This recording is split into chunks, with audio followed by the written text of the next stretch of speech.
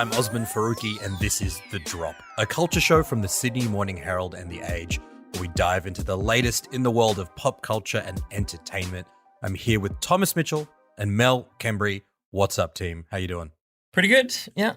Good week, big week coming up. Lots on the horizon in the pop culture world.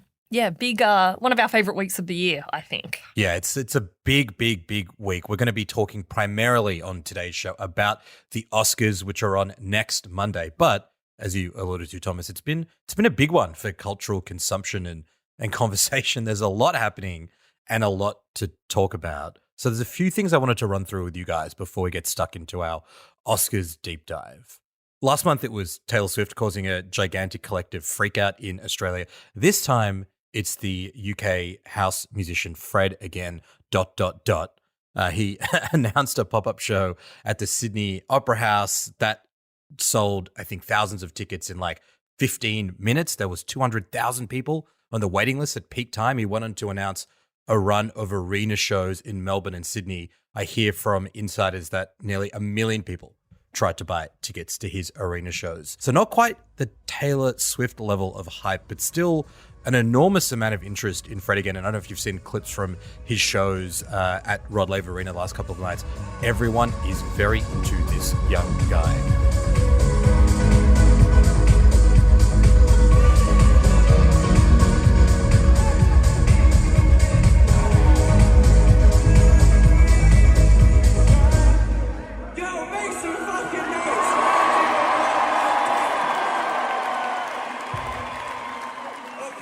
How do you guys feel about Fred again, ... Look, I don't really get it. I don't really get the interest. And if you'd been a big Fred head, I think something would have been wrong with like the cosmic universe. But I know you guys think you're all kind of cool and in on things, but I don't think he's that cool. And I'm going to quote Rob Moran here, who has been on this pod and is one of the best music writers in the country, who says he's just the Ed Sheeran of dance music. And I think that's perfect. I think that's a very apt description of what he is. And there's a whole lot of excitement, which I think is probably tied to kind of people feeling like they're part of something, to this musician that I don't really think is warranted. Yeah, Thomas, I mean, you think you're all indie? Is that why you like Fred again? Think you're cool? When you talk about being cool, it's like talking to my mum, honestly. I know you think you're a pretty cool dude, don't you? No, I think you're actually kind of right. Like, I think his music is good, but I think the hype around Fred again has become like its own really funny beast to watch. And especially, I think in what's really important these days as well is that he's a bit of a marketing genius, like doing the surprise show at the Sydney Opera House to whip everyone up into a frenzy was a really smart idea, because then everyone who missed out was like, well, I'm 100% buying tickets to the 6 arena shows. I think he's slot into this weird, like, kind of trend, like the almost like post Triple J, but love dance music, but still a bit accessible. And he's really captured a big kind of aging millennial audience that have just like eaten his shit up big time. But I do think his music is fun. He makes fun dance music. He's a good producer. And, I thought particularly, and I think Osman, you'll appreciate this, seeing some vision of him at Revolver in Melbourne at like 9 a.m. like simultaneously made me envious, and I had like PTSD. So yeah, he's definitely made a mark in his short time here. I'm glad you brought up the marketing element of it, because to me, this is where the Taylor Swift comparison is really interesting, not just because they both are very popular and are selling a lot of tickets in Australia. I think they both have found a very smart way to create a mystique or an aura around them that feels very relatable and very honest and very earnest and very real, when it is kind of anything but. And by that, I mean that both Taylor Swift and Fred again have got, I would assume, giant marketing team. Not even assume, I know this. Giant marketing teams that are working overtime to both do interesting things like surprise shows at Revolver, keep a stadium show under wraps, post in WhatsApp groups and Discord chats like he's just a regular person keeping you in the loop with his life. It's a really interesting way to use a huge amount of resources and a huge amount of buzz to feel like just a regular person. And that's certainly so much of his aura. You mentioned elder millennials, Thomas. I think there's a bit of that because I think maybe it reminds people of a kind of electronic music that is a little bit out of vogue or has been for a while. But particularly younger people like Gen Zs in the pandemic, Fred went ballistic on TikTok, making a kind of music that I think that generation probably never really heard commercially. And then when he came out of the pandemic and started doing live shows, for a lot of people aged, I guess, like 18 to 21, it was probably the first live music they'd seen. And electronic music, house music, is so good for that collective, joyous experience of dancing and partying. So there are like reasons why it makes sense to me. But I think what I find interesting about Fred again, and I think this is why it's in conversation with Taylor, is being a good musician is only like, I would say not even 50%, maybe like 20% of what it takes to succeed. The rest of it is, how do you market yourself? How do you brand yourself? And how do you become part of a cultural conversation? And I think he's done that in a very interesting way, in a way that I think overstates how good the music is. Like, I don't totally love the music. I don't really hate it. But for me, it is more about how he's created a wave around him than he's this like incredible musician that's never done anything like this before. Because ultimately, Mel, I got to say, Rob's comp is spot on. Like Ed Sheeran, Tash Sultana, like when Fred does these shows, he's in the round, he's in the middle, he's like recreating the stuff using his MPC and loops. It's very like busky in that Ed Sheeran way. Australians seem obsessed with that kind of music in particular. It's a really funny little moment, I think. Yeah, and I agree. Like, there are good kind of catchy songs. That Billy's song I quite like. What are some of your other Maria. faves? Well, Melanie's doing the pod in brackets. There you go. Rumble is also a really good song. Like, there's a couple of great tracks. Yeah, I think you're completely right that it's just, and you say 20% talent, the rest marketing. I think like it's 5% talent really and the rest is marketing.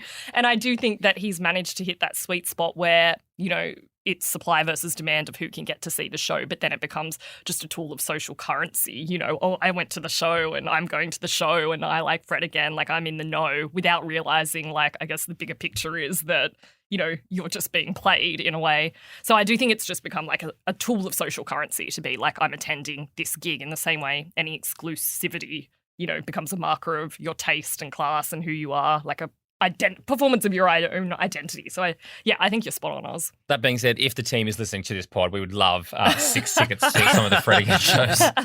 I would happily miss. I'm not that fussed, but I hope you guys manage to get tickets to the show. I think the other reason why I wanted to talk to you guys about it, because to me it raises this other question of, okay, well, he makes decent music and he's very smart at marketing what the people around him are. Should that be a knock on him? And I think the answer is obviously like, no, not necessarily. But to me, what it raises is who gets to be Fred again and who gets to be Taylor Swift. And I think we've talked about this over the last couple of weeks, thinking about the Australian music industry, the live music space in particular, crumbling around us. So many acts, so many artists that I know. I was talking to a friend last night who, I won't name the band, but they're in like a very prominent Australian band that perform all over the country, all over the world. And you would think that they would be like multimillionaires who own dozens of houses all over the country. And probably in another era they would have been. But they're like struggling financially because of the way the economics of music works right now. And then on the other hand, you've got someone like Fred again who just comes in, hoovers up all this demand and is going ballistic. And there is this conversation around Fred again. You guys aware of his family background at all? Yeah, isn't he like a rich private school kid? I am. I have to say the opening paragraph on like Wikipedia, when you look him up, like we've got words like aristocrat, dukes, viscounts. Like I've never seen someone with such a background with so many kind of high class words involved in its description. I don't even know what half these words mean. On his Wikipedia it says descended from the Huntingdonshire gentry on his father's side. Through his mother's side, Fred's ancestry comprises earls, marquess, dukes, as well as many other peerage and baronetage families. That's like Thomas, you sort of understated it by saying private school rich kid. These guys like a baron. That's crazy.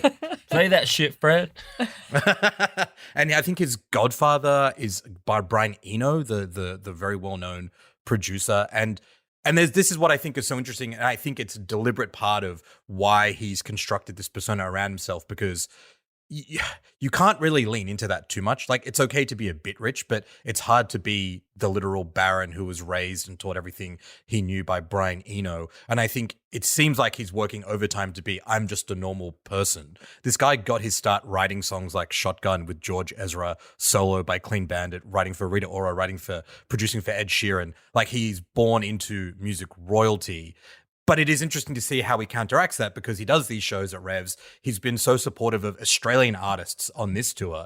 He's done pop-up shows with Club Angel. On Tuesday night at Rod Laver Arena, he brought out Angie McMahon, a young Australian artist who's got an album and doing a tour right now, and brought her on stage to perform. Make some noise for Angie McMahon, please.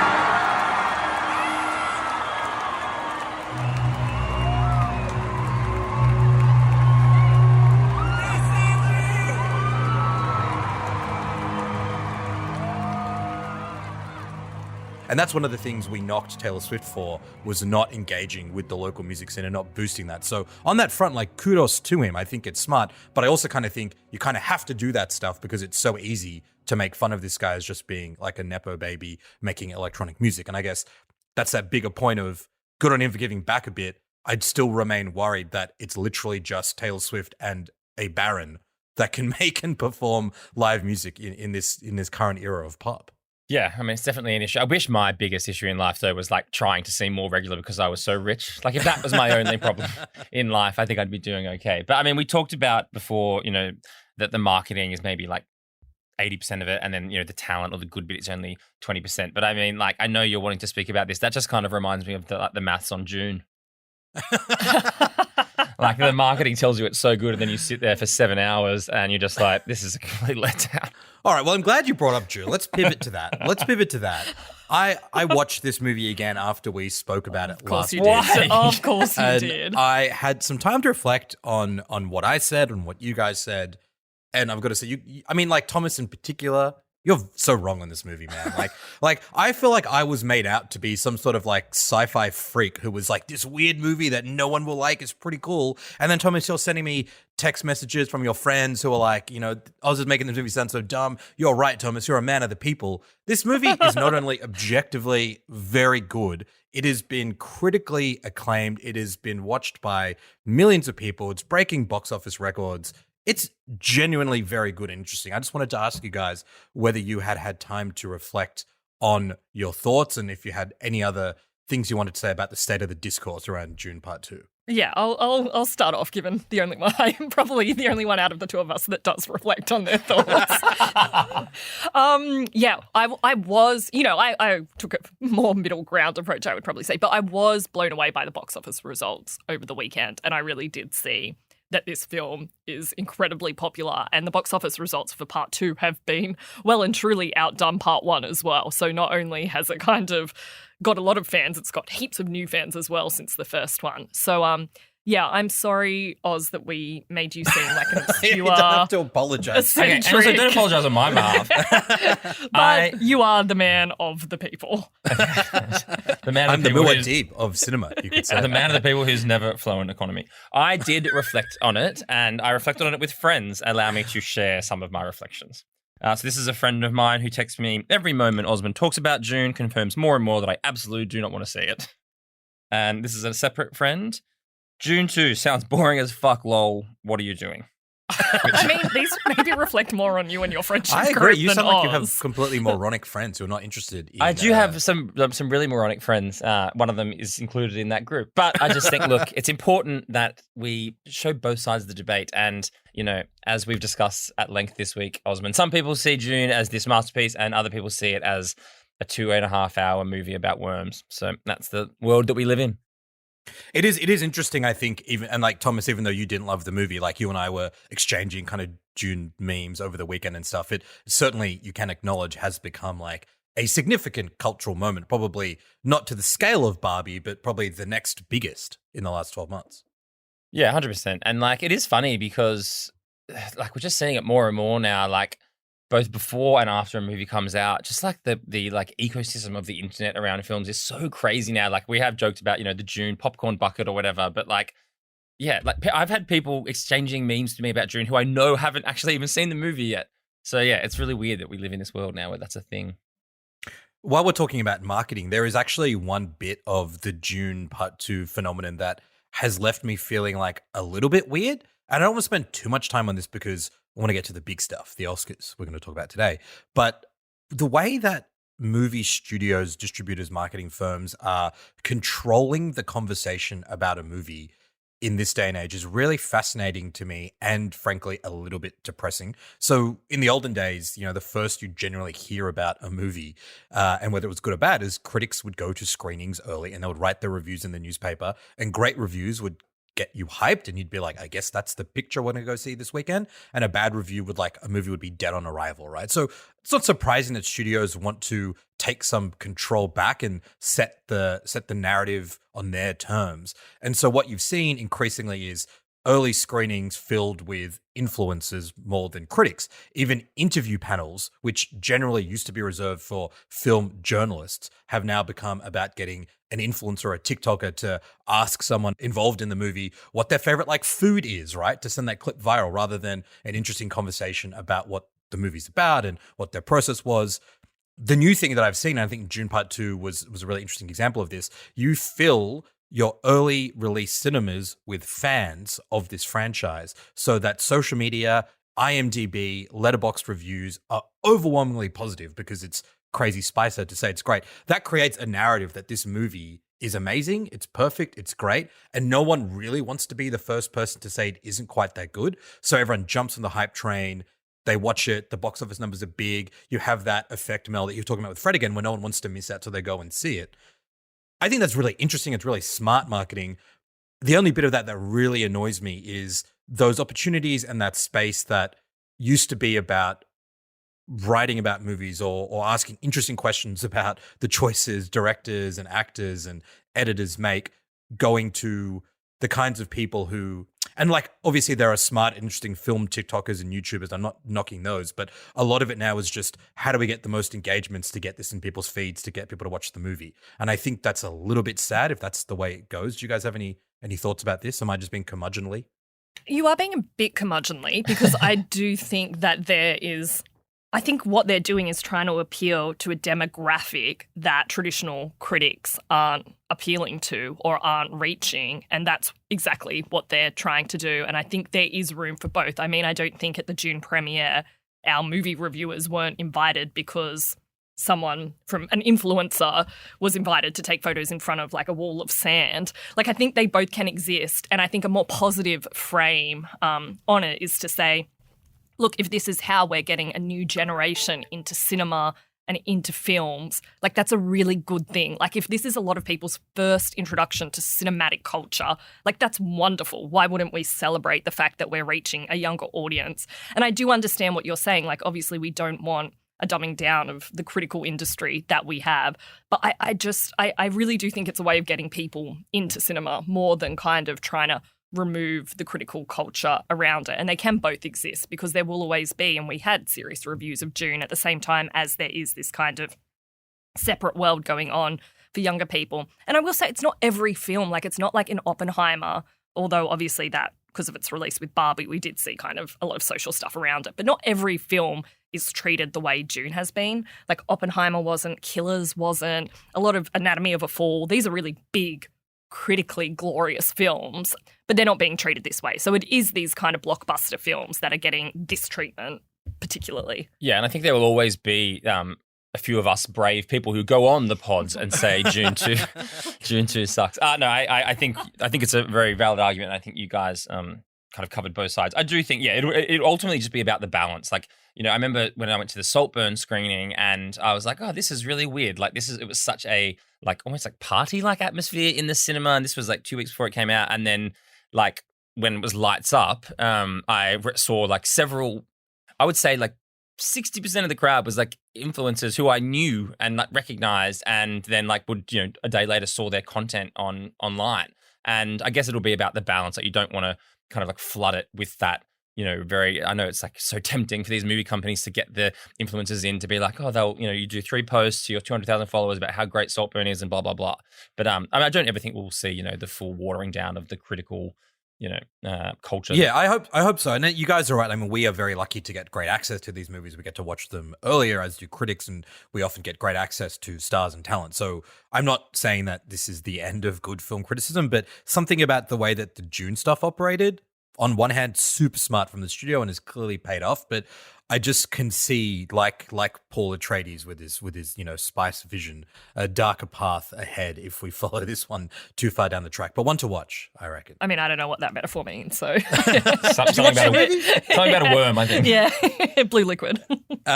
Look, one other thing we wanted to touch on was a show that I mentioned in the Impress Your Friends segment last week called Shogun. It's had a pretty big response internationally, making a lot of comparisons to Game of Thrones and even Succession. The Ringer called it high-stakes event TV at its finest. The Washington Post says that Shogun is what thrillers wish they were.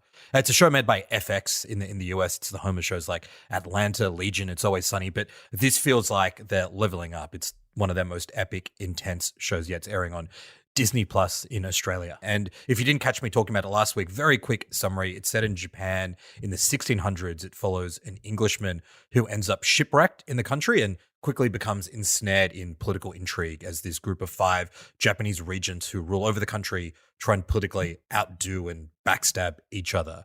Thomas, you've since watched Shogun. What did you think? Yeah, I am really into it. It feels, I guess, like the closest thing we have to prestige TV right now. It just does such a good job of setting up this world. It's not really like an easily accessible world on paper, but you so quickly get like drawn into the power struggles of these 5 different kind of like families or regions. And, it is those themes that we love consistently from the shows that we love. And, we talked about comparisons to Succession and, whether or not that's accurate, I don't know. But like this power vacuum that is suddenly, has this ripple effect is so intoxicating, I think. And on top of that, I also think like the way they do the era is really great. And yeah, I the first 2 episodes are actually pretty dense as well, like in terms of trying to figure out exactly what's going on. And there is so many different characters. But yeah, I'm very into this. I'm on the Shogun train now. Oh my gosh, it is so graphic too. It is very graphic. It's also like visceral. Video game level violence. And it did remind me of our Marty Scorsese episode. We talked about his film Silence, which is also set in a similar period. And if you liked that film, you will love Shogun because it actually picks up on a lot of those themes and the exact same kind of rough and ready landscape, the kind of collapse and building of civilizations. It's pretty gripping viewing. Yeah, I get the Game of Thrones comparisons, particularly the violence, the unexpected violence, this sort of sex and stuff. But the creators have said, look, we want this to be considered along shows like Succession and House of Cards as well. And I get that too, because while there are like some really great action sequences, so much of it is like conversations in rooms and this web that continues to grow of double dealing and like Catholic missionaries playing both sides. There's so much complexity and denseness to this story, but I think it's done in a way that's more, I guess, welcoming to outsiders than something like Dune. Like they really explain things to you, which really helps, particularly the first couple of episodes. I feel like I get this world and the stakes, and I'm really in. I also think the way it's shot is really interesting. You said it's, one of the few prestige shows out right now, Thomas. I kind of agree, even though there are like other hyped shows. There's The Regime with Kate Winslet that's out on Binge, the HBO show. But the way that this show is filmed, the lighting, the directing, the sequences, the performances, it feels like this last kind of, we're making a movie into a TV show over 8 parts and come along for the ride. Yeah, you're like totally in that environment with them, with the rough waters and the jungle and the kind of they do such a good job at making you feel like you're in that moment. Yeah, it feels expensive. And also I've had like a lot of people like texting me about it. Like I reckon the word of mouth on this show is like really kicking off over the last couple of weeks. Like it feels like it could be in 5 or 6 episodes. People are like, oh, fuck, Shogun. This is like the show for the year. So the esteemed friends you quoted before who didn't like Dune, are they into Shogun? Correct. Yeah, they've given Shogun the tick of approval. Interesting. So. Well, let's keep an eye on it because I do think you're right. I think more people will jump on and may be worth doing like a deeper dive and some character analyses and that sort of fun thing. So, yeah, we're all going to send the Shogun train, it sounds like.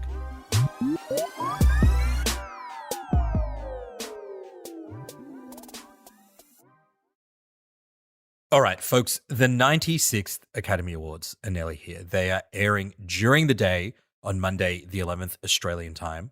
All 3 of us are fans of the Oscars. We love cinema, we love award shows, we love the celebration of film, culture, and everything to do with the moving image with some sound attached to it. We love it when the Oscars get it right.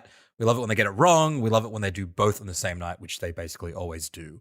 Today, we're going to do a deep dive on this year's awards. We're going to take a look at the state of the race, how the campaigns for each film playing out, and we'll unpack exactly how the awards work. And we'll also make some predictions that you can hold us to next week when we do a special Oscars reaction podcast dropping in your feeds on Monday evening. I actually thought before we start talking about this year's awards, it'd be fun to read out this passage from a book, Mel, Michael Schulman's Oscar Wars, the one that you and I both enjoyed. Our favorite book. It's about the history of the Oscars. And early on in the book, he asks, like, what are the Academy Awards anyway?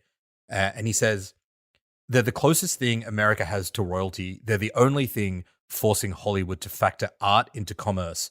They're a marketing ploy propping up a multi-billion-dollar business. They're a method, however dubious, of organizing movies into canon. They're a game, they're a relic, they're a fashion show, they're a horse race, they're an orgy of self-congratulation by rich and famous people who think too highly of themselves. They're the gay Super Bowl. I thought that is like awesome because all of those statements are right, and I think they explain why these awards are so fascinating to watch and to talk about, both as a spectacle, but both as a statement on this big question that we talk about every show, how culture is made and received in the world right now.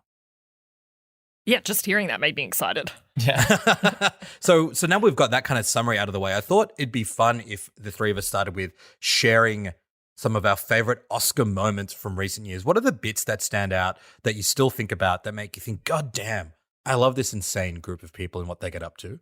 Mel, do you want to go first? Well, I have to say one of them that I think still, the influence still continues to loom large on our culture was Ellen's selfie, which turns 10 this year. This week, I believe. This week. 2 days ago. Yeah, Of course. Yeah. So, Remind us of the selfie. No. I mean, it's a bit, Ellen probably, now we know she probably bullied everyone into doing it and smiled the whole way. So it's kind of a bit tinged now. But Ellen just happened to take that, seemingly random selfie. Probably 10 years ago, we were all just discovering selfies, right? And it had the who's who of Hollywood in it. Everyone from Meryl Streep to Bradley Cooper, Jennifer Lawrence was in it, Brad Pitt, all like in a kind of Renaissance style scattered composition. And it was just kind of captured a moment in time in Hollywood so perfectly. And since then, it's obviously been ripped off multiple times. Everyone's kind of done their own version of the Ellen selfie, and it became a trend at other events as well. It's so funny, that selfie, because you're right. It had this chokehold on the world, but now you look back, you're like, that is so cringe. Like, who cares? The photo looks like depressing. It's Kevin Spacey. There's a few people there that have not aged well. But now it's like you just couldn't see that going ballistic the way that did. No, I feel like if you saw it, you'd probably mock them and criticize them for the ostentatiousness of it all. Of course, the other moment that I think will never get past from the Oscars is the slap. Not the Christos Tolkas book, though we can talk about that later. The 2022 Will Smith, Chris Rock. I'm out here. Richard. Oh, wow. Wow. Will Smith just smacked the shit out of me. Keep my wife's name out your mouth. Wow, dude. Yes. It was a G.I. Jane jump. Keep my wife's name. I remember we were all in the office, I think, when it happened, and the response was so, no one really understood what was going on. I was famously not in the office. I'd been helping live blog it all day and went to get a sandwich. And was like, what could happen here? And my phone starts blowing up. It's like, Will Smith just slapped Chris Rock. I'm like, I was like George Clooney at the opening of Ocean's 12 when Julia Roberts calls him. He throws the flowers away and just gets back, runs back in. It was got like a totally BLT, yeah. just enjoying himself. Also funny you mentioned Christos Tolkas because I can't remember who it was. Someone in our team had an idea to message Christos and see if he would comment on the slap. and I did. He decided to not bite, actually. That is such a good idea, and I think we should ask him again. I actually just found the message. He said, "Hi, Osman. I think the wisest thing for me to do is let the memes take care of themselves. Hope that's okay.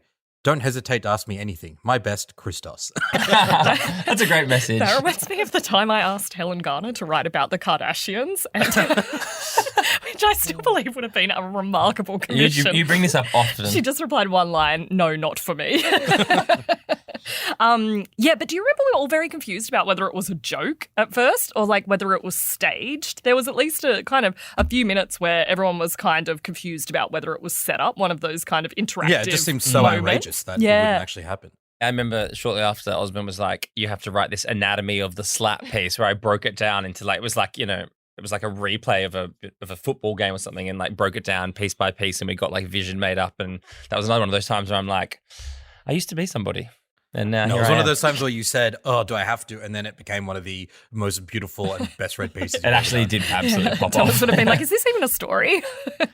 Funnily enough, my Oscars moment comes from the same year. I present to you two words, ladies and gentlemen. Adele Nazim. Please welcome the wickedly talented one and only Adele Dazeem.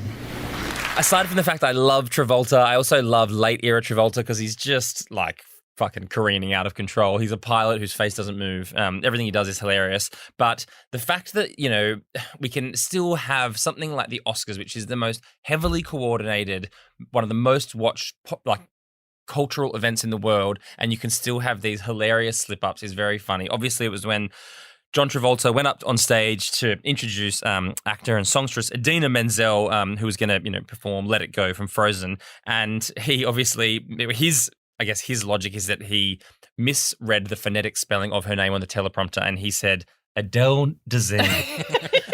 And everyone was just like, what the fuck, Travolta? And, funnily enough, it was 10 years ago, 2 days ago, I think. Oh, wow. So Idina Menzel went on Instagram to wish Adele Hazim a happy 10th birthday, which was so very good. funny. That's my one that stands out. It's funny that all of ours are kind of fuck ups. Like no moments, just like, wow, the first so and so doing an Oscar. Because mine is my favorite moment of all time, the 2017 Moonlight La La Land clusterfuck, which if you don't remember, Faye Dunaway and Warren Beatty were announcing the winner of Best Picture.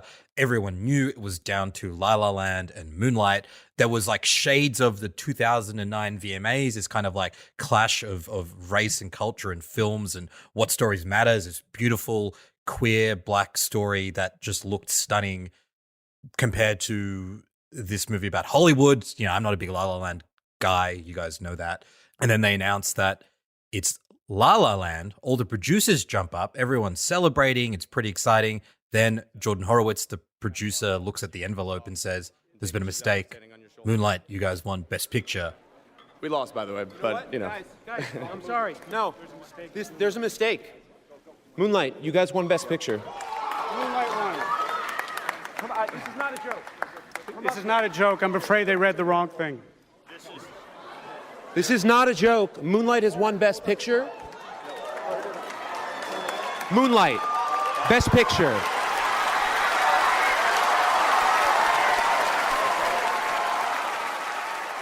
I watch that clip multiple times a week. It gives me chills. No one knows what's going on. It is insane. How do they get it wrong? I was live blogging those awards for a different company I was working for at the time. I did the same thing I made you do, Thomas. I did like an anatomy of it, screenshots, time frames, where it all went wrong. It was just so good. And I love that it lives on in Oscars history. And again, it's just like, how does this happen? Not since the winner of Australia's Next Top Model has such a disaster. But it just was like that heart in the mouth moment. Similar, I guess, to the Will Smith thing. Like everything in our world really is just often so like scripted and expected, and there's not much room for chaos. And so when stuff like that happens, especially at these moments where like much of the world is watching, it's kind of beautiful. Yeah. I like that, there's no chaos until there is chaos, and then it's absolute chaos. And because this involves like people who make the best films in the world, you'd think they can get a broadcast right. They can produce a ceremony. So I think you're spot on. I think that element of chaos is why we love the Alive awards ceremony as much as like who actually wins and loses. Yeah, gosh, it would be good to have a kind of documentary of what went on behind the scenes after that kind It's of. just that Warren Beatty's like really old and can't fucking see anything anymore. Yeah, it is. He did. I think that from memory, like he took the wrong envelope. He took Emma Stone's envelope for Best Actress, and he was confused. And it had La La Land on it. And he's like, well, I guess that's Best Picture. And so that's what happened. If I say it with confidence, they'll believe me. Now, Warren Beatty rules. Like, good on him. And it led to a very funny moment. So very happy for everyone involved, except Anyway, Moonlight got the award. That's what matters. Speaking of awards, I thought it'd be interesting to do a bit of a reflection on last year's awards. I think they're actually an interesting case study into how the Oscars work and why some movies and actors and directors win when it might not necessarily seem super obvious. It's a good way to kind of ground ourselves before we talk about what could happen this year on Monday. So last year, 2023, was basically a sweep for Everything, Everywhere, All at Once. It won Best Picture, Best Director for the two Daniels, Best Original Screenplay for the Daniels, Best Editing, Best Actress for Michelle Yeoh, Best Supporting Actor for Ke Kwan, and Best Supporting Actress for Jamie Lee Curtis. It was ultimately just one shy of what we call in the business the Big Five when a film wins Best Picture, Best Director, Best Screenplay, Actor, and Actress. That's only happened 3 times in history. It happened one night, One Flew Over the Cuckoo's Nest, and The Silence of the Lambs. Last one was 1991. So I watched this movie again, like late last year after all the awards, and honestly, I found it like a bit harder to sit through than the first time. I remember thinking the first time this is pretty wacky and fun. It's kind of interesting, but do you guys think a year on that it kind of stacks up that this movie won so many Academy Awards? I haven't gone back and watched it. And I have to say, I enjoyed it at the time, and same as you, I found it kooky and different, and it wasn't like anything else that was out at that time of the year, and it had an interesting cast. But it really did seem that year it was kind of just on point. And I think we do see this with the Oscars. Often one film kind of steals a lot of the oxygen and it gets all the hype in the build up to the Oscars campaign, and the kind of vibe is on its side, and then it sweeps a lot of them. And then, it doesn't particularly always age well. I still think this film is really good. Do I think it would have won all those Oscars this year? Probably not, because I think the mood is different that we're in right now. And I think its success was a direct reflection of kind of the world that was voting for it and created it at the time. So no, I think it was like pretty limited to that year and that moment, and wouldn't necessarily have the same success at another time. What do you think, Thomas? I think Top Gun Maverick was robbed, which I think is like obvious. I don't really love Everything Everywhere All at Once. Like, not as much as everyone else seems to. I do, like, in my most cynical part, think, oh God, was the Oscars just like, did they see a big opportunity to like right some maybe historical wrongs and just kind of like hand out, in this one year, like make themselves feel better about their checkered history. I do think there were better films, and I especially think Jamie Lee Curtis, which I know we'll get onto, but that was like a fucking stitch up of a win. I think that was them playing catch up. And also, I think similarly, Cate Blanchett sadly was the best actress that year, and she was robbed. So that's my thoughts on it. But this is a problem that the Oscars faces. It's a vicious cycle they're stuck in, and yeah, I mean, time will tell if Oppenheimer basically does the same thing this year. I think it'll go even further. But yeah, it's a funny thing, and I think what you said is right, Mel. Sometimes we go into this season and the way, the major kind of like critic awards go and the Globes and stuff, and by the time we get to Oscars, it's like, well, this is the way that everyone, like, this is the way the wind is blowing, so it's like an inevitable. Yeah, I'm glad you brought up those kind of make good Oscars, as I call them, where someone gets rewarded because the Oscars want to rectify a historical either injustice or someone's turn, right? They've been this big part of Hollywood for so long, they haven't gotten an Oscar, and so they give it to them. But what that really does is it then creates another example of someone who probably deserved it, didn't get it, that they have to like make good down the track. And I think there were a few of those examples with Everything Everywhere. I thought like the acting categories is so interesting because they give you a bit of a snapshot of how different narratives can lead to a performance that you might not think as being the best performance winning. Michelle Yeoh is an interesting example.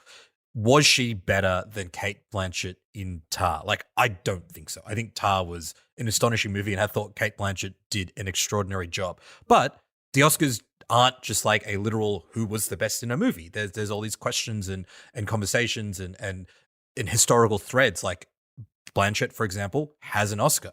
Michelle Yeoh hasn't won an Oscar, and if she was to win, which she did, she would have become and did become the first East Asian woman to do so, right? So that's like a big factor in that. And I think Everything Everywhere was really wrapped up with the identity politics of that movie and the story it told.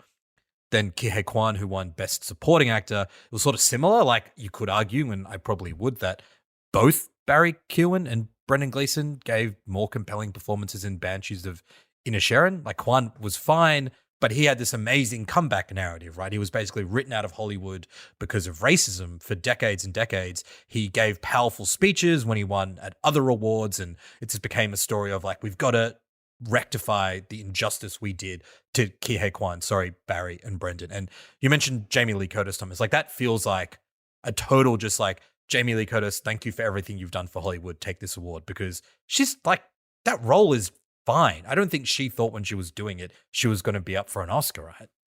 Definitely not. Yeah, but I do think we have to be careful in a way, because you're speaking about like the Oscars decided, and it is like a member voted award. You know, there's we'll get into all of that, Mel. Don't you worry. All right, yeah. I think that it's not like an institution is necessarily being like, you deserve this. It's like people voting. Not that there can't be campaigns and there's not like kind of groupthink in that, but maybe we'll pin that. I feel like there's more to be said. I just, for the second time this podcast, wanted to quote the ever wise Rob Moran, because he wrote about this recently, about award ceremonies, playing catch up, and he said, call it the who-are effect. The we're sorry, Mr. Pacino, we didn't watch Dog Day Afternoon in the 70s because of cocaine. Here, take this for Scent of a Woman. And it's very true. Exactly.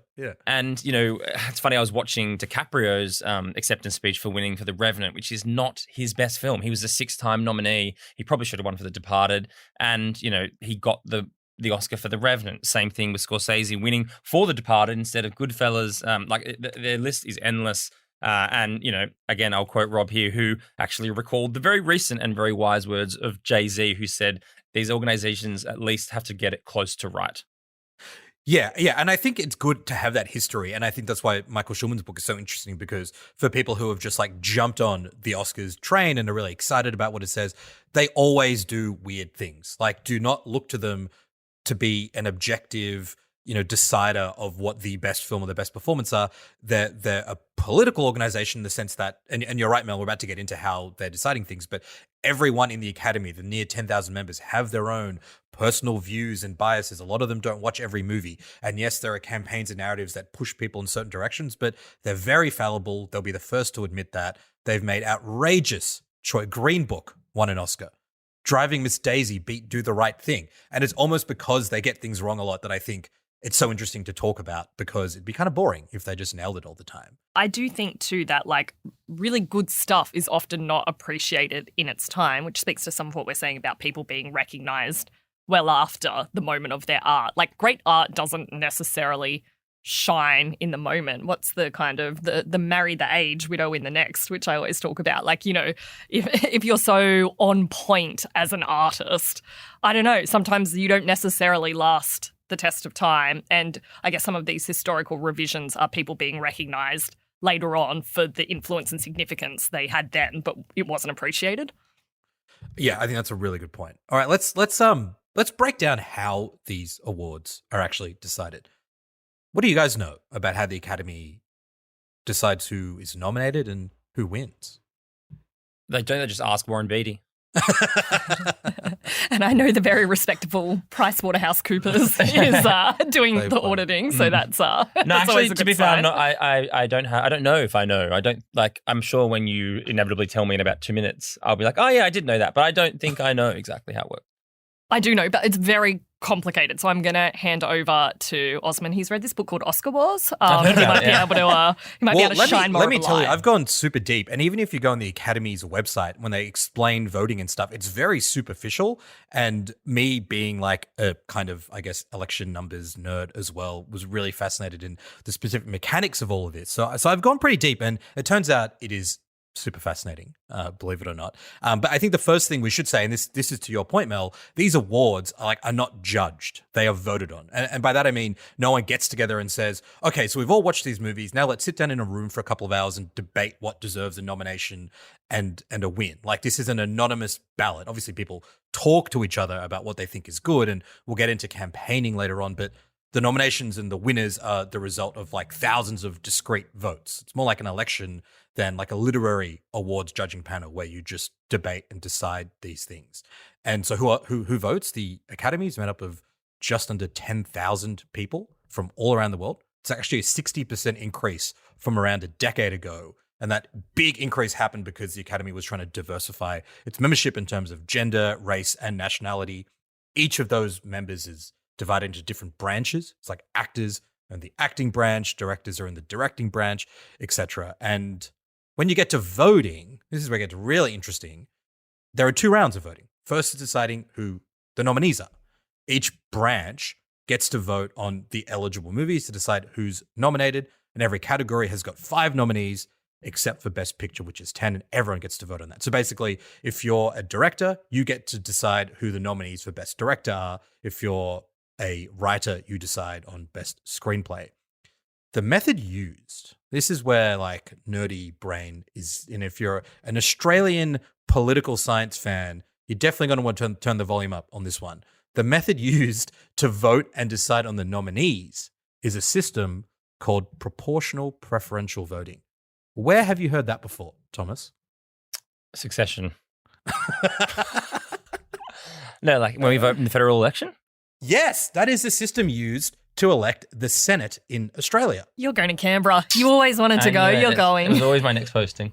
Every federal election, we elect 6 senators from every state using proportional preferential voting, and that is the same system the Academy uses to decide the nominees. How cool is that? Pretty cool. I think it's really cool. I think it's As really cool cool as because Fred again. Australia's Senate electoral system is like kind of, it's pretty rare in the Anglosphere, and America doesn't use it famously for its federal elections. And I think it's kind of wacky that the Oscars are like, cool, let's use the insane Senate system to decide our nominees. So that's a fun one. That is a fun one. Thank you for encouraging me on this. Okay, so then when you have your nominees, it's time for the second round of voting. And I think a lot of people don't know that the second round where you decide who actually wins takes place in late February, and it only goes for like about a week. People lodge their ballots online. And this time, everyone is allowed to vote in every category. So it doesn't matter if you're an actor, a director, an editor, or a writer, you can vote on every single award. The voting system this time is much more straightforward. It's just first past the post, which is the system they use in the US presidential election. Whoever gets the most votes wins, even if they don't get over 50%. You following me on that one? Yep. The exception, however, is Best Picture, where they use preferential voting. So you can number your ballots from 1 to 10, which is just like the system we use for the House of Representatives. So basically, the Oscar system is pretty akin to the system we use to elect Australian Parliament. And what do you take? Why is that so meaningful to you? What, isn't it cool? Like, I mean, maybe it's not cool. Maybe I'm the only person in the Venn diagram of the Oscars and the Australian political system. But I just found that out like in the last few weeks, that specifics of how the voting works and the fact that it mirrors something that we are so familiar with, but most Americans have no idea about is really interesting. And when you hear Academy like employees talk about this, they're like, most voters have no idea how any of this works. They're so unfamiliar. Even though they can put preferences down, they don't, because they just don't understand how preferences work. But why I guess it's relevant is up until a few years ago, the Academy only had 5 Best Picture nominees. And when they expanded it to 10, they realized they had to include preferences because you could end up with a situation where one film gets 12% of the vote and becomes Best Picture, even though 88% of people didn't think it was the best one. So they had to change the mechanism to make sure that the actual Best Picture is reflective of what most people think is the best picture, if that makes sense. Yeah, that does. That actually is surprisingly interesting. I'm so glad you said so. I was worried I was losing you guys, but I think understanding these things helps you understand why sometimes you get divergences, right, between Best Picture and actors and actresses, and also makes me really fascinated to look at what I would love them if they if someday decided to release the raw votes for these movies. Like, how many votes did a certain movie or certain actress get to get the award? It's super interesting. The podcast is just increasingly becoming like Osman's fringe interest each week. I feel like we both Academy Awards are not a fringe interest, my friend. No. And frankly, that's what it's always been. So, yeah. Yeah, because you didn't do history at uni, right? So now we're Correct, kind of, we're up to date.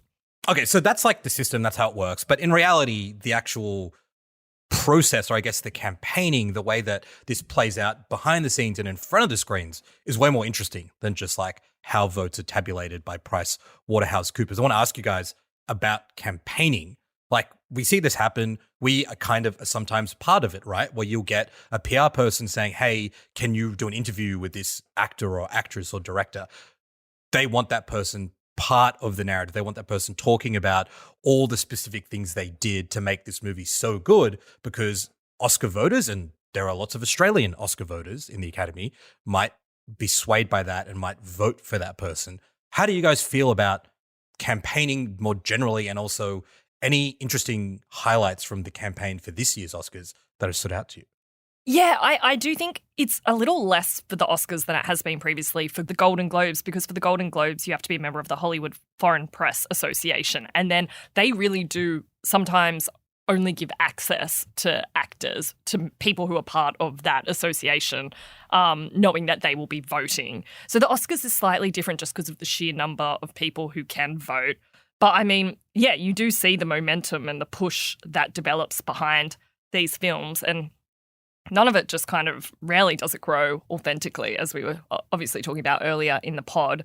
So like I would say, like, in some ways, Saltburn isn't on the list for nominated for best films, but I reckon there was kind of quite a momentous push to try to get that to be part of the Oscar conversation. The way that that film kind of suddenly took off at the box office speaks to like a marketing campaign that was rolled out and kind of capitalized on what was going on in the conversation to push it back to the forefront. So I do think you see it in some of those smaller films, and then in the bigger films, like, you know, with Scorsese, Christopher Nolan, Yorgos Lanthimos, you know, the huge stars are everywhere in the lead up to the releases of these films. The releases are kind of tied to the start of the Oscar voting often, though in Australia we get them at a different time. So yeah, I mean, I think you can see that the campaigns do push certain films to the forefront of public discussion, and then they're often the films that are then reflected in the Oscars.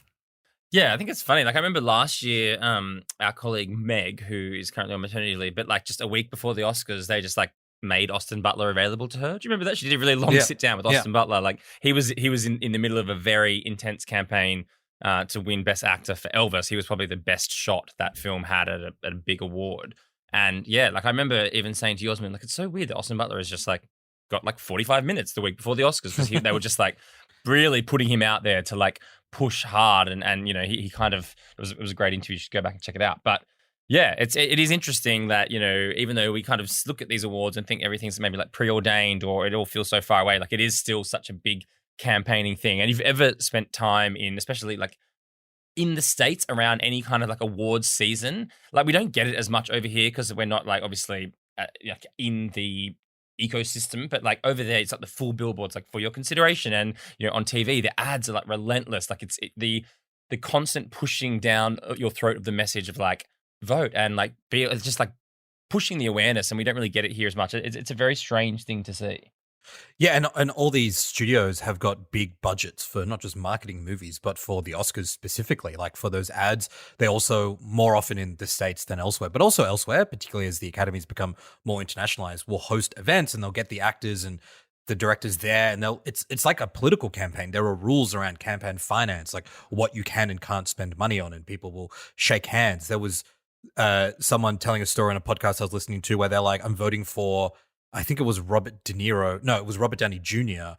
because he just came up to me and said, hey, I'm Robert Downey Jr. How's your day going? He's like, great, I'm voting for him. So I think this goes to the point of like, it is just like 10,000 weird film nerds or people that used to make films in some cases voting on these things based on sometimes what they think is good, sometimes like an interview that they read that really compelled them, and sometimes who was nice to them at like a LA, luncheon event. That is a really interesting campaign move by, I think, Neon, who distributed Anatomy of a Fall. And I don't want to give too much away, but the dog in that movie plays a few crucial roles. The dog's real name is Messi. They brought that dog to the Oscars luncheon. And so every actor wanted to take a selfie with it.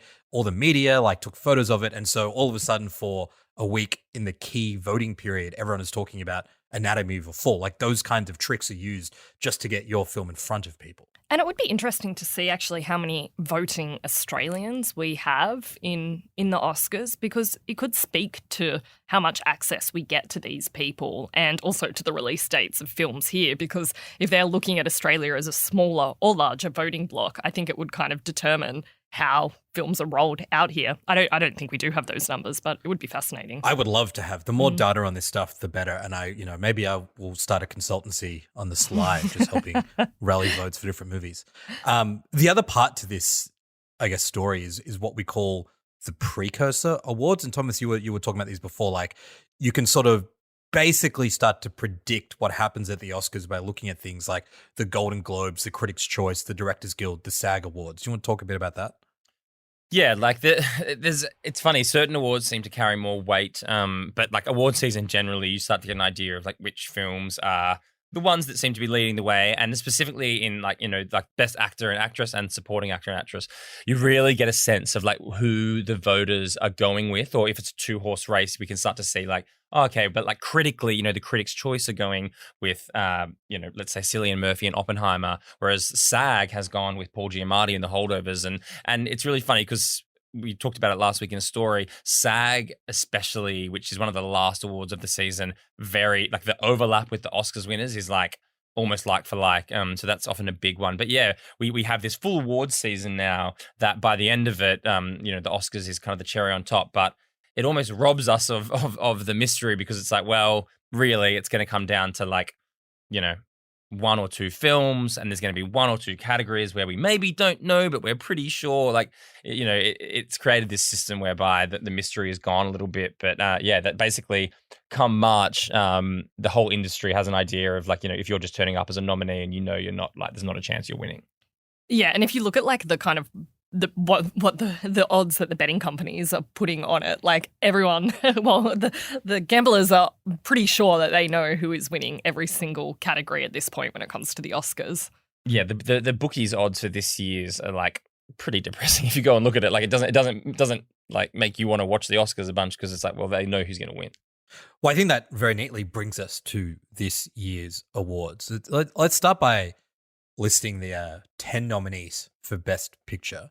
They are in no particular order: American Fiction, and actually I lied, they are in alphabetical order. I was about to say, they're quite clearly alphabetical.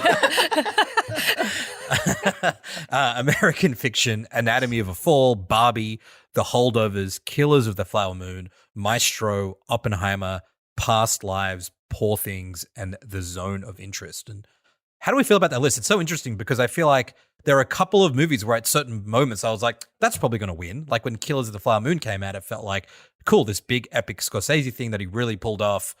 But then Oppenheimer drops, the Zone of Interest drops, things start to shift a little bit. What are your guys' thoughts on the list of nominees, and do you think anything's missing from it? I'm pretty happy with that list. I think that does hit the big ones. There are 2 that, and I don't necessarily believe that they should be on that list, but it is interesting that they haven't got a look in. Anyone but you? yeah. Best Actress for sure. Napoleon. Huge. You're obsessed huge with release. Napoleon. I'm not you keep obsessed with talking about Napoleon. That's so rogue, Mel. That's not a great film. It's not. No, I don't think it's a great film, but I do think like its complete lack of kind of relevance. There was a huge build-up to that film, and it's such a big name, a big filmmaker. Now you got a producing credit on Napoleon? Are you like getting money in the back end? Yeah, I trained the horse. And the other one that maybe I could see being on Best Film, Priscilla. I liked that film, Sophie Coppola's Priscilla. I could see it sitting on there, like as comfortably as some of the others on that list. So I thought they were 2 kind of notable absences. Not that I think they deserve to win, but yeah, I could have seen them on that list. What about you, Thomas? Yeah, I've been banging this drum for a while. You guys are going to both laugh at me. I reckon Fair Play should have got a nomination for Best Picture. You're obsessed with that film. You're always talking about it. Well, I actually am. But it was a good film, and it suffered from like being a Netflix release. And I think it could have easily slotted in there. Chloe Dumont directed, and I thought the 2 leads were great. And I just thought it was a really interesting like film for our time, and it kind of just like didn't get the credit it deserved. But yeah, that would have been my addition. Yeah, mine one is the Iron Claw, the Zac Efron, Jeremy Allen White wrestling movie. I thought the movie was astonishing. I think the reason for it not getting nominated or not really having much of a campaign, it's an A24 movie like Past Lives, and A24 put all their chips on Past Lives. This you see this happen with small but also big studios like Netflix and and Apple and whatever. They'll be like, this is the movie we're going for. And Past Lives is great, and I'm glad it's nominated, and I'm glad it's getting love. But The Iron Claw just felt like a really obvious absence in the Oscars conversation to me. Yeah. Yeah, and I feel like lots of people are saying that post Iron Claw being released. I still haven't seen it, but yeah, like one of the biggest things I've heard people say is that I'm like really shocked it didn't get nominated for Best Picture. So yeah, it's curious that that's been overlooked. I think it's probably time to talk about the atomic bomb-sized elephant in the room, and this is what you're alluding to, Thomas, with the betting odds looking pretty grim. Oppenheimer is just like expected, both through what the bookies are saying and the precursor awards that you were talking about, to sweep basically everything. How do we feel about that? I feel like I've got Oppenheimer fatigue a little bit, to be honest. It's the cultural juggernaut that was Barbenheimer was amazing to be a part of, and we all really enjoyed it. I mean, Osman openly wept at the end of Osman wept openly at the end of Oppenheimer, and then saw it again the next day. It was June, the original June. Yeah, it's been a big year. I ended up seeing Oppenheimer at IMAX 3 times, I believe, in a week. Yeah. But yeah, like it was a really cool thing to be a part of, and maybe it's just the passing of time. Unfortunately, it's been a while, and it feels like Oppenheimer hasn't gone away. And it's a great movie, but I think I find it very depressing to go into Oscar season and knowing that this film is just going to sweep. And I do have some major issues with some of the categories that it is predicted to sweep in. I think Oppenheimer is a stunning film, and I've watched it multiple times since, and I think it's incredible work by all the actors and the filmmaker. But I do think it is maybe one of the safer films on that list, and often safer films do win awards because the more polarizing films. What do you mean? What do you mean by safe? No. I think it's a more traditional film. I think the way Christopher Nolan tells stories, I mean, it's a biopic of an American figure who is, his genius kind of is hard to control, who has to reckon with guilt and right and wrong. Like, it is kind of... You're talking about Maestro? Yeah.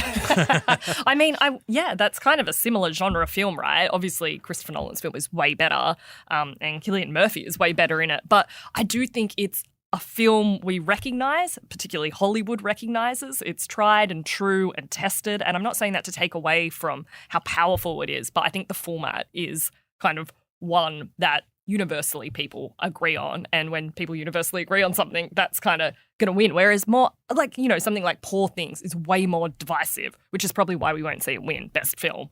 But this is where, again, that catch-up cycle comes into play, because they're like, oh, well, but we did the weird one last year. Like, we gave you Everything Everywhere All at Once. Like, that was, you got the crazy A24 one, and so this year we'll go back to something more traditional. I agree with you. I think that Oscar bait is a term that gets thrown around a lot lately, but fuck me, Oppenheimer is Oscar bait to a T. Yeah, I see what you're saying, and I think in terms of the great man and all that sort of stuff, it is traditional. But I also think Nolan and Cillian, and they did so many interesting things in that movie that made it a little bit more interesting than like other previous biopics that have won. But I think you're right. I mean, I think something like Killers of the Flower Moon was told in such an interesting way and such an interesting story that I would have loved to see that have more of a chance against something like Oppenheimer. If Oppenheimer wasn't in this race, do you guys think there's another obvious film that would be sweeping the way Oppenheimer is? Or do you think things would be a little bit more disjointed? Like Best Picture could go that way, Best Actor could go in a different way? I think things would be way more fractured if Oppenheimer wasn't in. I don't reckon there would be another obvious sweep film. I think you'd then see the big 5 awards go to possibly 5 different films or be fractured. Yeah, I think maybe Killers might have had more of a shoe-in for Best Picture. I do think on Oppenheimer too, it's the narrative. Like, if Hollywood is largely voting for this, an American institution, the story of the atomic bomb is something that really speaks deeply to the US, psyche and kind of their reckoning of their history and role in the global kind of community. I do think it speaks to that audience very differently as well to the Australian audience, which might be why we're seeing it kind of dominate so strongly. And also the Academy. The Academy loves movies that are like, oh, wow, we persecuted communists in the 50s and that was pretty bad and war's pretty bad. Like, the Academy does have that small L liberal sensitivity that makes Oppenheimer a pretty appealing film. Totally. I thought as a way, it's a little bit more fun to talk about the other categories rather than just listing who's nominated and debating it. We could play a little game. So for Best Picture, Best Director, Best Actress, Best Actor, and the 2 screenplay categories, adapted and original, we could share who we think we want to win and who we think will win. Have a bit of a chat about those, and then when we do our Oscars kind of review show on Monday, we can hold ourselves accountable and see who actually won. How do you guys feel about that? I'm keen. Love a game. Well, let's start with Best Picture. I'll go first because I'm probably the most boring on this one. I do, like, I think I said I liked Killers of the Flower Moon a lot, but I think Oppenheimer is a great movie. I think it's like, probably my favorite movie of the last year, and I think it deserves to win. I also think it will win. So happy to just get my boring Best Picture take out of the way. Yeah, you need to be in the Academy. For what I want to win, I'm just going purely subjective for all of them, okay? Like, I'm not even going based on like what I think is a good film. It's the film that I liked the best, completely We love uncritically. that. Yeah. That's why you're here. What I think was the actual best film was Anatomy of a Fall. I think that film was incredible, unlike anything I've probably seen in a while. Interesting concept, interestingly shot, very moving, and will stick with me for a while. What I think will win. A bit anti-man though, right, Mel? Yeah, versus Oppenheimer, very all about the man. So, yes, I think because we are also as a society all about the man, Oppenheimer will win, as we've just flagged. Yes. Well, look, I think sadly Oppenheimer will win. It is a great film, and I loved Oppenheimer, but I don't think it's the best film. This won't shock you because I am obviously famous for my emotional intelligence. The film that deserves it most is Past Lives. That film, you guys were very, very early on it, and you saw it both before me, and you both spoke about how great it was, and I watched it, and it really broke me. I thought it was a beautiful movie in every aspect of filmmaking, and I just think, unfortunately, coming after a year where A24 did so well, I think it suffered from that. But that's who should win, but obviously Oppenheimer will win. Yeah, I think that's a really good shout. It is a great movie. I think the other thing is the Oscars just generally don't reward debut filmmakers. It's like, good on you. You got your nomination. Now, like, do your time. One of the exceptions to that was Emerald Fennell, who, as we've spoken about before, just bizarrely won Best Screenplay for Promising Young Woman, her debut feature. All right, on to Best Director. Yeah, this is the one I thought long and hard about. I do think Scorsese deserves it for Killers because of the way he both adapted that movie from the source text, the way he filmed it, the way he opened it and closed it. He just like did so many interesting things and pulled off a movie that was both entertaining and gripping. And as far as movies about American history go, we kind of maybe didn't know all the details about Oppenheimer. We knew the big picture stuff. I think most people accept that they had no knowledge of what was going on in Oklahoma in that period of time. So I would put in a vote for Scorsese, but I do think Nolan will win just with the Oppenheimer train trundling on the way that it is. Oh, you have totally talked me into Scorsese. Like, I'm remembering now the feelings of Killers, and I think I would also like to see him win. I had down Yorgos Lanthimos, though, for Poor Things, only because I think when you talk about director, when you look at who took the most risks, who was working with the most kind of interesting source material, who pushed actors and actresses the furthest, the kind of whole aesthetic of that film. I think in terms of interesting filmmaking, Yorgos Lanthimos takes the prize, but I tend to agree that Christopher Nolan also will probably get the nod from the Academy. Yeah, I agree. I'm in line with Mel on this one. I think Nolan will win, but I also think Yorgos deserves it. And not only because the movie is great, but because he is Greek. And let me tell you, the last director to win an Academy Award who is even like second generation Greek was Elia Kazan in 1954 for On the Waterfront. It's one of the great injustices in cinema. And, obviously. Yeah, but Elia Kazan was also a rat who betrayed former members of the Communist Party to the House Committee on Un-American Activities. What do you have to say about that? I just say we take the wins where we can get them. And obviously, Yorgos was nominated in 2018. Our very own George Miller nominated in 2015. But because of systemic racism, we've been overlooked since the 50s. And so... both of us outdoing each other on our insane takes. That's great. Okay, Best Actor. This is interesting because I don't think this category is that stacked, really. Like, I think when I think about some of the best performances of the year outside of Oppenheimer, I'm thinking about Anatomy of a Fall. I'm thinking about Past Lives. I'm thinking about like a lot more performances from actresses. I thought, Cillian, I think, just really went for it in this. I think he should win, and I think he will win. But interested if you guys have a different take. Yeah, I completely agree. Looking at the list, who's up for that? Bradley Cooper, Coleman Domingo, Paul Giamatti, Jeffrey Wright, and Cillian Murphy. Like, I feel like he is deserving of that for sure. I do think Cillian deserves it. This is probably like a should and will. Although I will say, and we've had a bit of chat about this in the office, and I know you fucking hate Maestro and Bradley Cooper. I feel bad for him. I really did not like that movie, and he is annoying me a lot. Okay, like I quite liked Maestro. But also, he wants this. He is like obsessed with winning an Oscar, and like let him have one.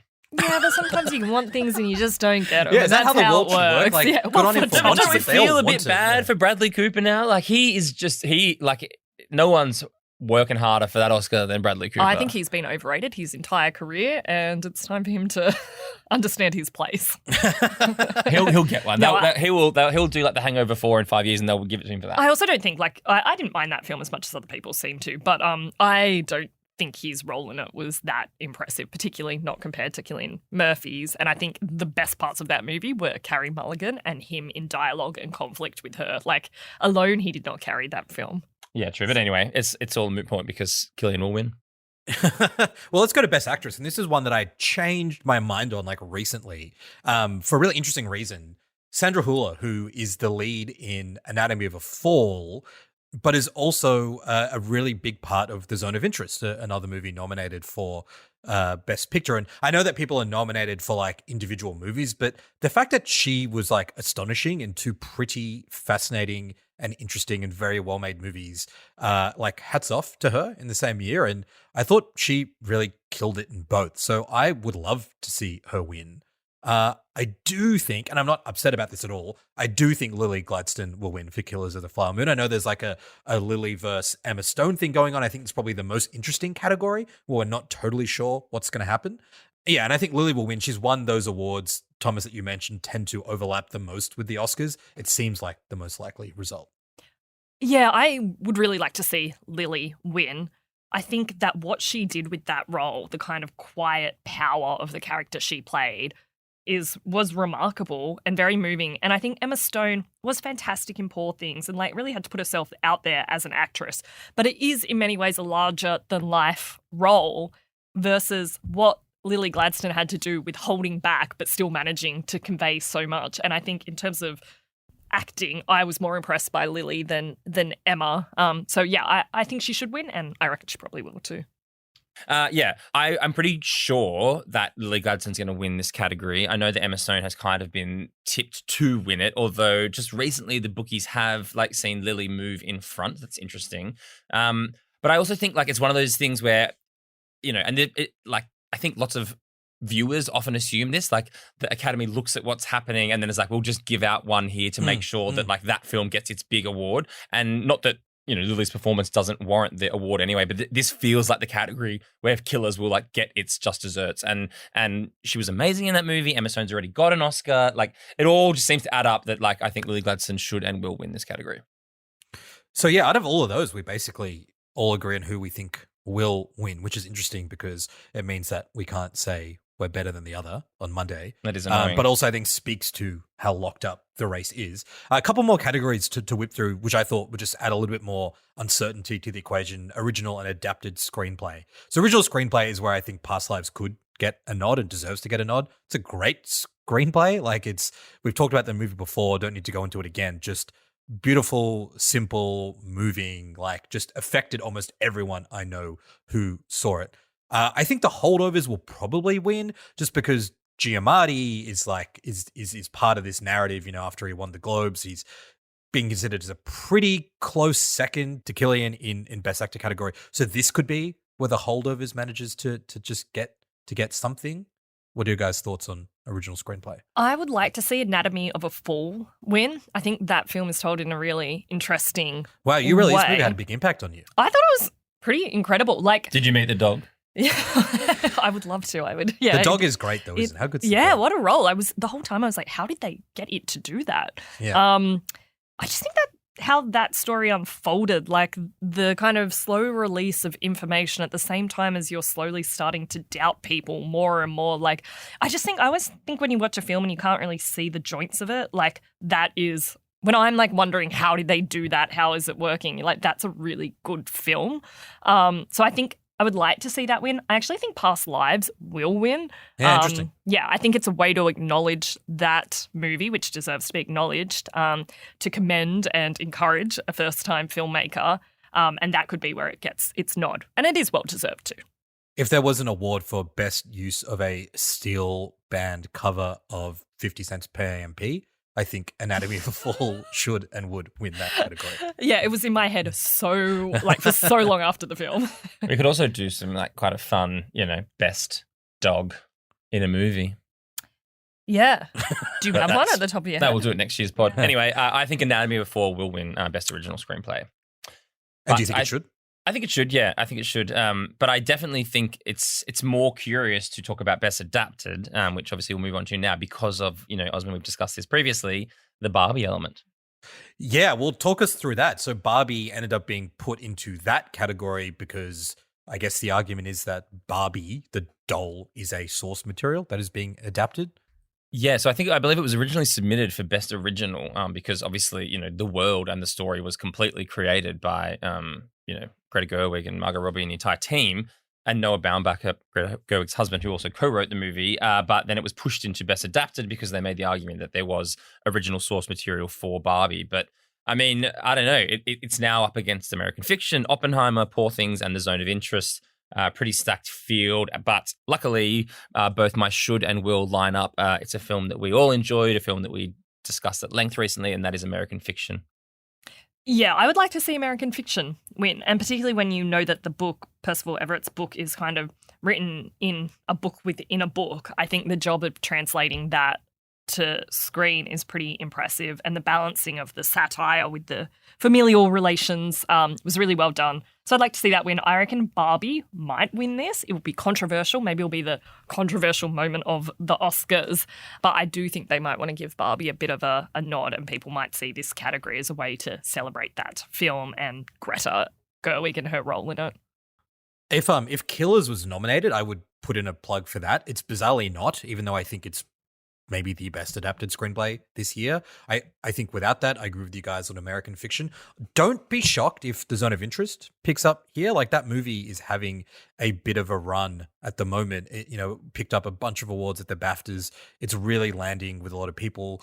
Movies that sort of discuss with or engage with the Holocaust have generally been pretty well received. Seems like a weird term to use, but the Oscars has acknowledged those movies generally in the past. Spielberg came out and said a very weird thing, that this is like the best Holocaust movie since Schindler's List, which sounds great until you remember that he made Schindler's List. It was like, this is the best movie about this topic since the one that I did.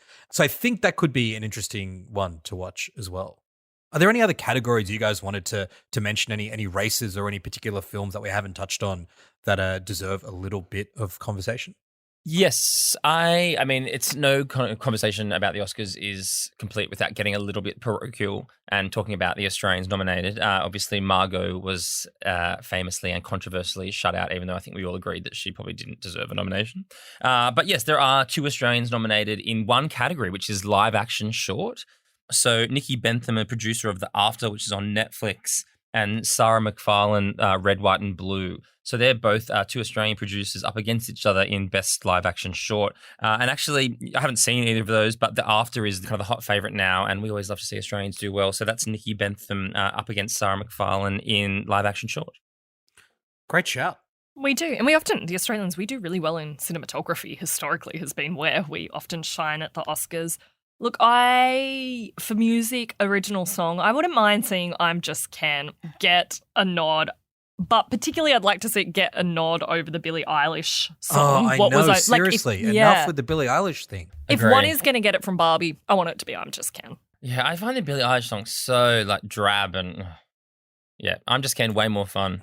And I know the only other category I'm kind of interested in, only because I think a lot of the films we're talking about are so visually stunning, is costume design, which we as Australians have also won in the past with Catherine Martin. Like, when you look at the list for that, Barbie, Poor Things, Killers, and Napoleon, and then Oppenheimer, which I would say probably isn't quite the same, though it does have stunning outfits. Like, who would you pick for that? They're all such remarkable acts of world building in their costuming. Totally. Poor Things or Barbie winning that would be pretty great, I reckon. Yeah. It's always so sad though when we have a year where like Mandy Walker or Catherine Martin aren't involved in a film. We're just like not going to win any Oscars. Well, Greg Fraser will probably be nominated for cinematography for Dune Part 2 next year. Oh my God.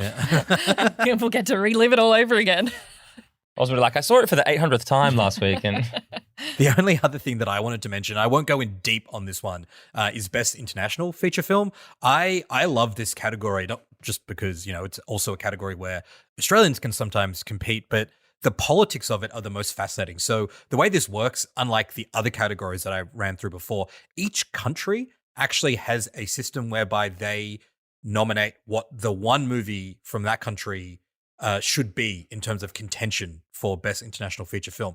And in Australia, like it's Screen Australia, the government-funded screen body that decides. Other countries have like the ministries of culture, so like the government picks the movie, or they have like industry bodies and panels. It's pretty interesting. Screen Australia, not a great track record. I think we've had one movie nominated since this category was introduced in the 90s, but there's actually a bit of drama around the French nominee, which this year was The Taste of Things. And a lot of people were upset that it wasn't Anatomy of a Fall because they thought it's nominated for Best Picture, it's nominated for Best Director. Why is Justine Triet's pretty good movie not in Best International Feature? And essentially, there was like a lot of political bullshit that went down at the French body. There was a vote. It was 4-3 in favor of The Taste of Things instead of Anatomy of a Fall. One of the voters said, "Can I change my vote? I didn't realize I was going to be the swing vote." And they're like, "No, you fucked up. I'm sorry." And seemingly the reason for it is like the French film body has more conservative elements within it. And Justine Triet, when she won the Palme d'Or at Cannes, since then gave a lot of speeches decrying the French government, accused them of being neoliberal stooges, like basically has taken a very strong stance on a number of key issues, which potentially alienated her from the French film body and probably cost France a Best International Feature Oscar, because I think if Anatomy was in, it would 100% have won this award. yeah, that's crazy. Yeah. Dude, geopolitics, man. This award rules. The Oscars are the best. Oh, now I'm just like, in 2000, why did Screen Australia not put Wog Boys forward? That's like, seriously, that was like the one time Nick Giannopoulos got funding from Screen Australia. It was a good movie. Anyway. And on that note, we can wrap up our 2024 Oscars deep dive. So we'll be back on Monday evening with a review and a wrap of the show and discussions of what worked, what went right, and what went wrong, and hopefully some upsets to chew on. But before we sign off, we've got our regular Impress Your Friends segment, something we watched, read, listened to from the past week that we want to shout out. Thomas, why don't you go first this time? Yes, this is a Netflix show that's out today. It is The Gentleman. This one's been coming for a little while. It's a spin-off of the Guy Ritchie film. And firstly, it's got a few things that I think make it really fun. It's got just Guy Ritchie's DNA all over it. It's like proper gangsters, in London. The soundtrack is amazing. And the lead actor is Theo James, who, of course, we all know and love from The White Lotus. He's being very charming. He plays a guy named Eddie, who basically his father dies. He inherits, a very impressive farm and house, and also becomes a duke. And then, as it turns out, the father had been basically leasing his land out to a nearby drug lord, and things kind of start to unravel from there. But yeah, like I said, it's if you even have a passing interest in Guy Ritchie, style and aesthetic and tone, it will be right up your alley. But aside from that, it's also just like quite fun. Guy Ritchie can be a lot, but this is like him kind of honed and distilled at his very best. And that's on Netflix today. I am going this week with Abby Morgan's This Is Not a Pity memoir, which is what it says it is not. It is not a pity memoir. It's a great memoir. Abby Morgan, you might know her. She's a screenwriter. Is this a book, Mel? It is a book. Okay. Don't even say it anymore. Okay. No. I'm not. I'm just checking. You didn't tell me what medium this item came in. True. You said I it's thought not a kitty when and I a said memoir, but... memoir twice, maybe, but. But also, I was stitched up because Thomas doesn't read. He's like, I'm doing TV. It's like, well, what's left? You might know her. She's a screenwriter. She did like The Iron Lady, Suffragette, Shame, The Hour, that TV show. So it's a pretty remarkable tale. It's very funny the way it's told. Her husband has MS and he goes on an experiment drug trial that puts him into a coma. And when he wakes up, he does not realize who she is. He does not remember her. He is convinced that she is an imposter in the body of his partner. And it's just a fascinating story, but really well told and like kind of heartbreaking, but humorous as well. It's been a very buzzy book. So I think well worth the read. We're giving the best book recommendations on this show every week, thanks to you, Mel. Like Book Talk, eat your heart out. This podcast should be going ballistic amongst book lovers. These recs are great. Like, I'm not going to get around to reading it, but it's good for people. Yeah, you might need to sit in your guilt for a bit. Mine's a memoir, Mel, adapted into a TV show. So, it's important to clarify. Yeah, it's best of both worlds. So this show first came out a couple of years ago. It's Tokyo Vice. It's a brilliant memoir by a American journalist called Jake Adelstein, who moved to Japan when he was quite young and became the first Westerner to work at this big Tokyo newspaper and was a crime reporter who embedded with the cops and investigated the Yakuza. He's played by Ansel Elgort. This show also stars Ken Watanabe. He's an amazing Japanese actor. The second season has just been released. I didn't watch the first season when it came out. I'm kind of rewatching it to catch up. It's really good. Like, Michael Mann was originally attached to this. I think he did direct the first episode, but then wandered off the project, and it is shot beautifully. It looks great. Japan is an amazing location to set a sort of gritty police journalist noir sort of story. Would strongly recommend this one. Yeah, I love that. I watched the first season, thought it was fantastic. The book is really good. The book is well. I've read that book. And there you go. I loved it. After you're done in Canberra, straight to the foreign crime beat. Correct. But yes, I'm very much looking forward to the second season of that. Awesome. Well, we really covered a lot on this episode, and thank you so much for indulging me my Oscars electoral nerdery. Hopefully people found it interesting, and the pubs and the clubs will be a chatter with people saying, did you know how the Oscars, it's the same way we vote for the Senate? Isn't that crazy? That's my contribution to discourse this week in Australia. I'm just happy to get my mandated one Wog Boy mention per pod done. Thanks, guys. Looking forward to debriefing on Monday night. See you Monday. This episode of The Drop was produced by Chi Wong. If you enjoyed listening to today's episode of The Drop, make sure to follow us in your favorite podcast app. Leave us a review, or better yet, share the episode with a friend. I'm Osman Faruqi. See you next week.